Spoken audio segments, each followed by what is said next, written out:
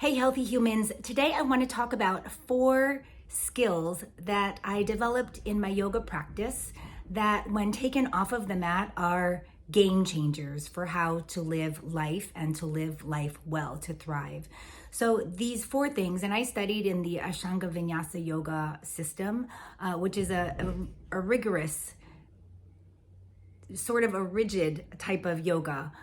But you can apply them to your yoga practice in whatever type of yoga you do, and you could also apply them into your life and see how that works. So the first one is vinyasa, and vinyasa means to place in a mindful way. You're putting something, you're mindful of where it goes. You're aware of where your foot goes. You're aware of where your hands go or how they touch each other. You're aware of how we move our bodies in ways we normally wouldn't be aware of. So it's bringing mindfulness into it. It's also marrying the breath with our movement. And when we link our breath and movement together, it becomes this dance. And we are able to move through life more gracefully. It's like, oh, I'm breathing as I do this. We learn to roll with the ebbs and flows of life rather than against the ebbs and flows of life. So if you're kind of a person that likes to swim upstream and go against the current, it's those days that everything is just, you're hitting all the red lights and it's like, oh, it's getting so frustrated. That's what I'm talking about. Then we adopt the vinyasa and go, well, wait a second. Oh, maybe in this cycle, maybe it's my time for downtime right now. Or maybe instead of being all out, out and about, it's time for downtime. Or maybe there are times when you're supposed to be out and about, but you're scheduling your downtime. So we start to move with the earth's patterns, with the tides, so to speak. You're rolling with the tide, rolling in and rolling out. The second skill is drishti, and this is a focal point. So drishti is like, literally, it's saying, okay, I'm supposed to look at my middle finger. That's where I'm supposed to look in this pose, or I'm supposed to look at the tip of my nose or off to the side. You're given a certain point, and what that does is it makes it so we can concentrate. It makes it so all of the busyness, all of the noise out here, all of the distractions, and we know there are thousands of things that are vying for our attention, right? All of the time.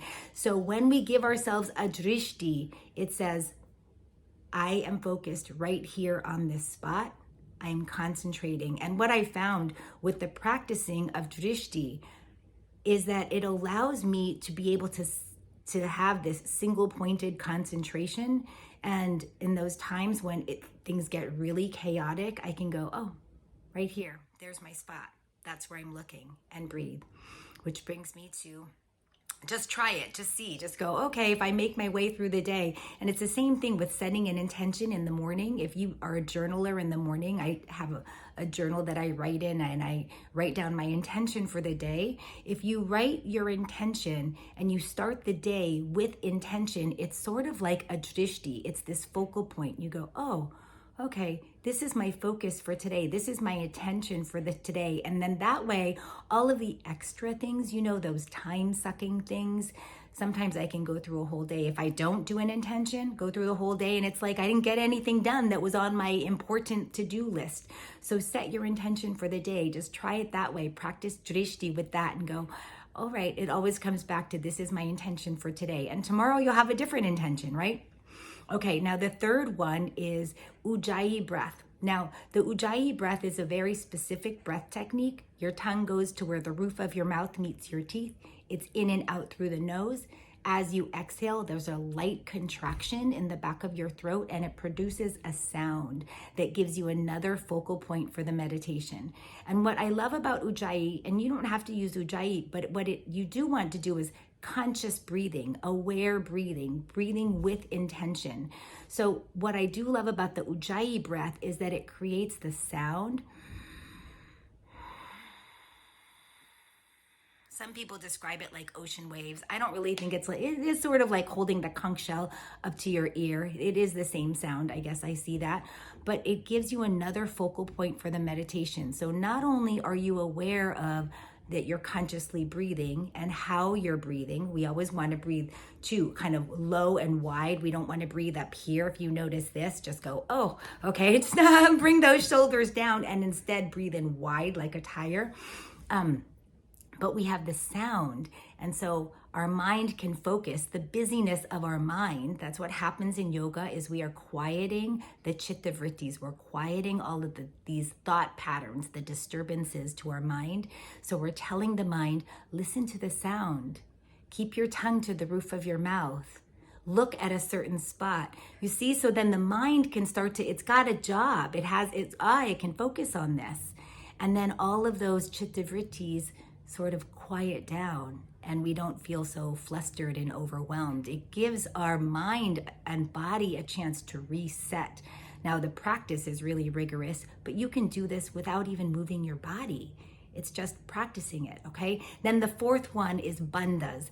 And bandhas are energy locks. And there's one particular one that I work with, which is Mula Bandha. It's down at the base. It's really down near the perineum. So think of a Kegel. It's a light lifting, not super hard. You're not cranking it or anything, but just a light, gentle lift. With bandhas, these are energy valves. Think of closing off the valve.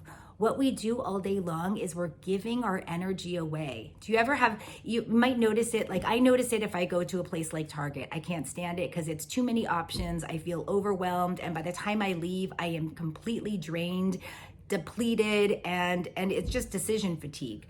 So we're giving away energy all the time. This could be with people. You might be around people and you go, oh my gosh, I just leave and I just feel like drained. They sucked all my energy out or something. What we do in yoga is we become aware of where our energy is going. And instead of just freely throwing it here and there, you know, like, oh, I'm just going to give away all my energy. It would be like just kind of handing money out, you know, like handing it out, giving it away, which I do. I carry one so that I can hand them out to homeless people when we're on the street. But you know, that's something that I have decided that I want to do because that's important to me. It's just to be able to give away in small amounts. You know, you do what you can do, but that's deliberate. And so it's the same thing. It's like you're not just handing things out. You're deliberate about where your energy goes. What am I putting my energy into? And so if you find that your energy is going to things, to people, to places, to events that don't matter, a lot of times we can go ruminating about thoughts about things that happened in the past and like long time in the past, like 20, 30, 40, 50 years ago. I mean, I have a tendency to, we all do, right? And we go, wait a second, but I'm giving energy to that. What we do with this, with the bandhas, is it just brings awareness to, oh, hold on a second. I have a whole tank right here and my energy is going to fill up and I'm not going to let it leak. So we also call that, it's called brahmacharya, which is a conservation. Some people call it moderation, but I think of brahmacharya more as conserving your energy and you're using it for what you want it to go to. Can kind of compare it to saving up for something. Do you want to spend $5 a day going to Starbucks? Or do you want to save up money and then take a big trip at the end of the year or do something special?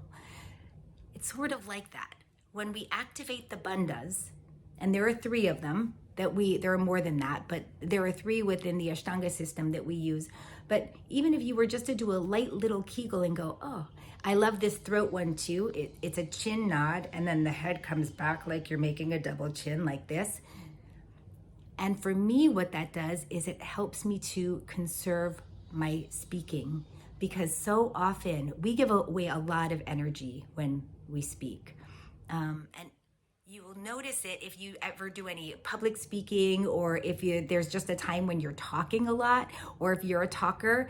I'm definitely a talker, but in the more recent years, I've become way more introverted. I need a lot of alone downtime for me to recharge.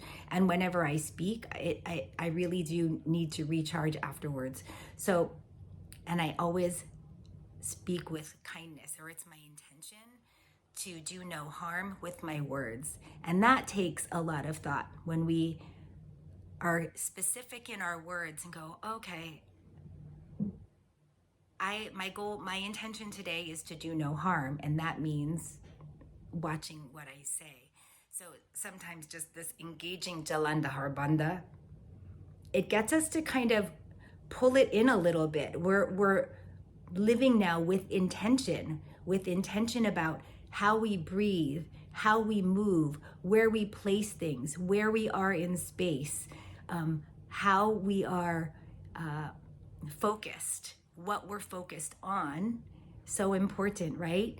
And our own energy and harnessing our energy.